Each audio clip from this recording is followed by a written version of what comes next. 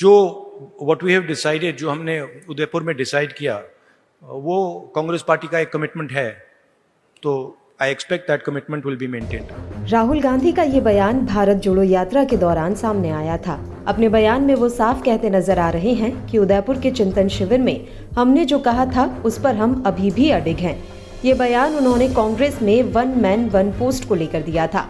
अब आप सोच रहे होंगे कि आखिर आज के वक्त में इस बयान को सुनाने की वजह क्या है, तो चलिए हम आपको बताते हैं इसके पीछे की वजह। दरअसल छत्तीसगढ़ के रायपुर में कांग्रेस का 85वां राष्ट्रीय अधिवेशन हुआ। अधिवेशन में कई संशोधनों को मंजूरी दी गई तो कई नियमों को प्रस्तावित किया गया। हालांकि पार्टी उदयपुर चिंतन शिविर में सामने आए कई बड़े संकल्पों से दूरी बनाते देखी गई। यहाँ तक कि राहुल गांधी जिस प्रस्ताव पर भारत जोड़ो यात्रा में भी जोर देते देखे गए, उसे भी मंजूरी नहीं मिली है। और ये वही प्रस्ताव है जिसकी बात हमने शुरुआत में की थी। संविधान संशोधन समिति ने पिछले साल आयोजित उदयपुर नवसंकल्प शिविर में जिस बड़े टिकट परिवर्तन की बात कही थी, उससे पार्टी ने किनारा कर लिया है। इतना ही नहीं, कांग्रेस के सबसे बड़े कदमों में से एक वन मैन वन पोस्ट का प्रस्ताव भी ठंडे बस्ते में चला गया। इस प्रस्ताव को पार्टी में बड़े बदलाव के रूप में माना गया था। ये प्रपोजल कांग्रेस के पूर्व अध्यक्ष राहुल गांधी की तरफ से दिया गया और उन्होंने इस प्रस्ताव पर काफी जोर भी दिया था।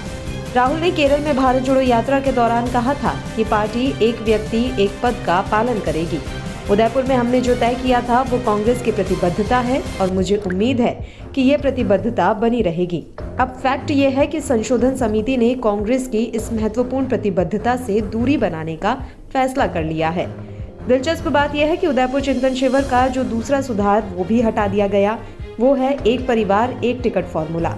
यह प्रमुख तौर पर चर्चा में बना रहा क्योंकि यह फॉर्मूला गांधी परिवार समेत प्रत्येक पार्टी नेता पर भी लागू होगा। हालांकि इस फॉर्मूले के तहत परिवार के किसी दूसरे सदस्य को टिकट तभी मिलता जब उसने पार्टी के लिए कम से कम 5 साल तक काम किया हो।